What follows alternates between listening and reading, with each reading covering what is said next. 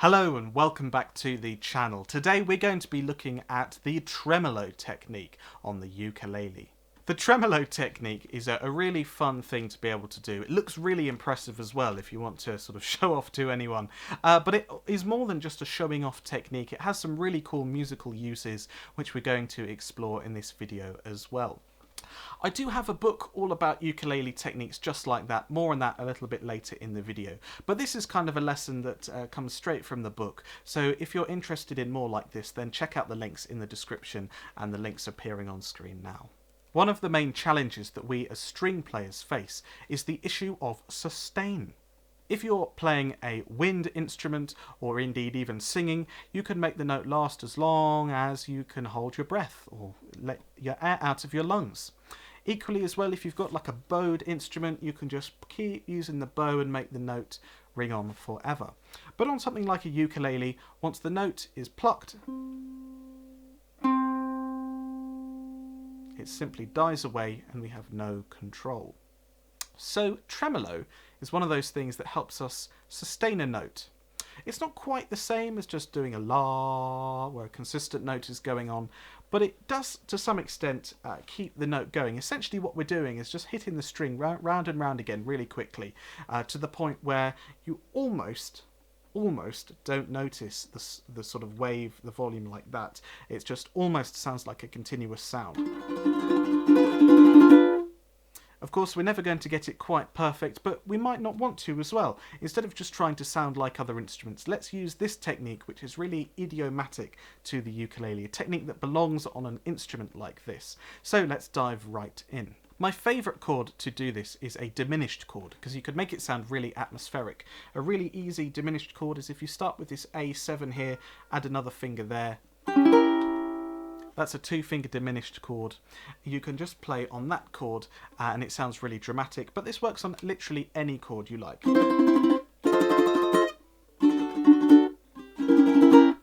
So, pick whatever chord you want to. Now let's look at the strumming.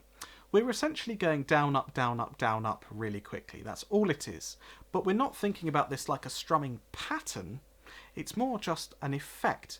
We're not thinking about tempo, we're just thinking about down, up, how quickly can we do it. It's like riding a bicycle actually. If you think about doing it fast, down, up, be really methodical, it'll actually be harder than if you just try and let your body do it, and if you let your wrist escape. You need a nice floppy wrist, so give it a nice little shake like that. And slowly come to the ukulele and just go down, up, not thinking about any beats or anything.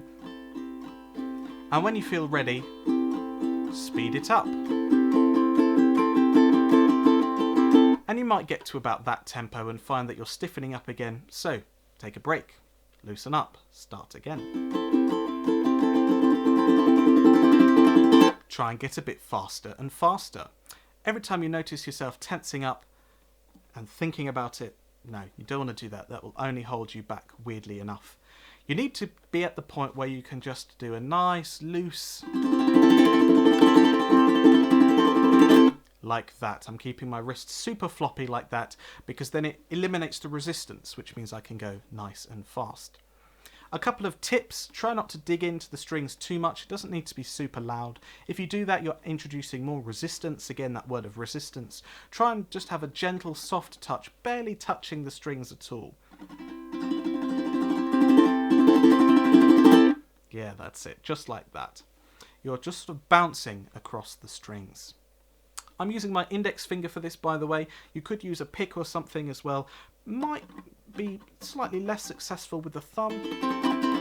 I mean, you can do it, but I think for the proper effect, you just want your finger out like that. You don't have to stick your other fingers out. I do, because I think it looks quite cool. Makes your fingers sort of blur, and it looks a bit impressive. But it doesn't have any impact on the sound. As long as you can play it right, it doesn't matter if your fingers are tucked in or flicking out.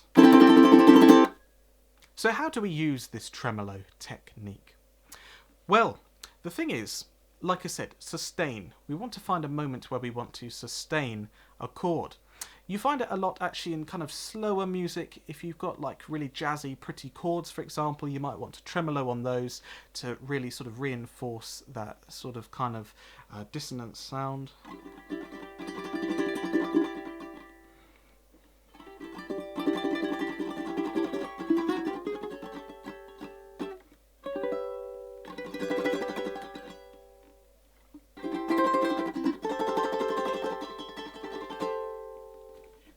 helps those chords ring out a bit longer and you can enjoy the jazziness.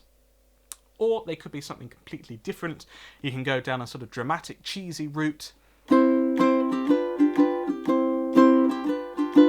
And then he died. Again, using that diminished chord. It's like hearing an organ sort of go wah, like that as well. So there's two totally different uses for it. I like to think of the tremolo as a kind of musical spotlight. So if you think about a TV show or a film, they might slow down the footage, do some slow motion, or pause, or zoom in on something to highlight something's significance. Well, with music, the tremolo allows us to pause, be removed from the tempo, and just really focus on a particular chord. And again, let the music sustain without sort of the sound dying away before we want it to. So you might get to the end of a particular moment in a song and you might want to linger on that for a particular amount of time. So you could be coming up to the end of a chorus.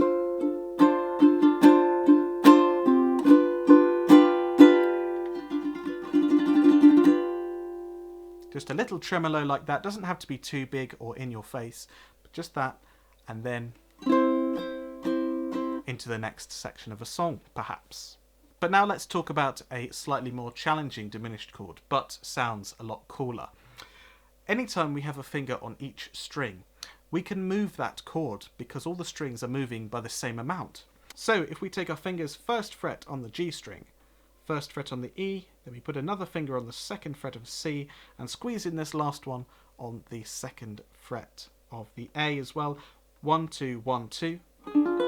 Take a second to get used to that sound. You could use your thumb instead, do a G7 chord and wrap your thumb round as well. Has the same effect. What you want to do is simply slide up one fret at a time using the tremolo.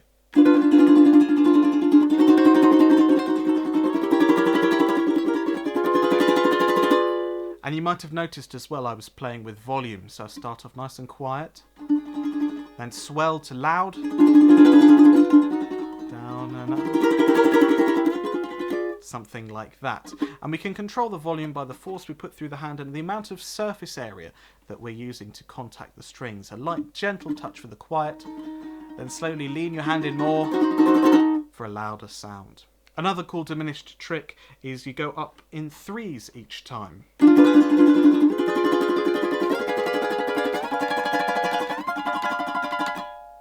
You start with 1, 2, 1, 2, add 3 to all of those numbers, get 4, 5, 4, 5, add another 3, 7, 8, 7, 8, and so on and so forth up the neck.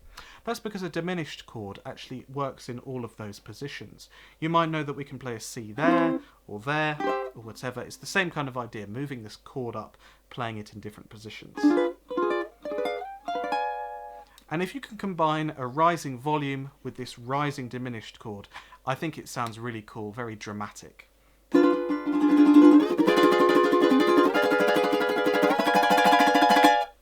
And it makes for a great intro, or a great sort of pause, dramatic moment if you like. Maybe I'm just being a little bit silly now, but I love putting that in whenever I can. Really keeps the audience on tenterhooks and makes them wondering what's going to come next. But like I said, there are lots of uses for the diminished chord. If you want something a bit prettier, a bit slower, you can use it for that. If you just want to use it in a subtle way as a little bit of interest between two sections of a song, or you want to highlight on a particular moment of a song, you can throw in a little tremolo there as well. Comes up a lot in sort of fancy strumming pieces as well. If you're into your sort of Roy Smeck kind of old things, or maybe some flamenco, comes up a lot in there as well. Loads of uses for the tremolo strum, and I hope that that has been useful in today's video. Let me know if you can use this in any of your songs, what you think of this technique.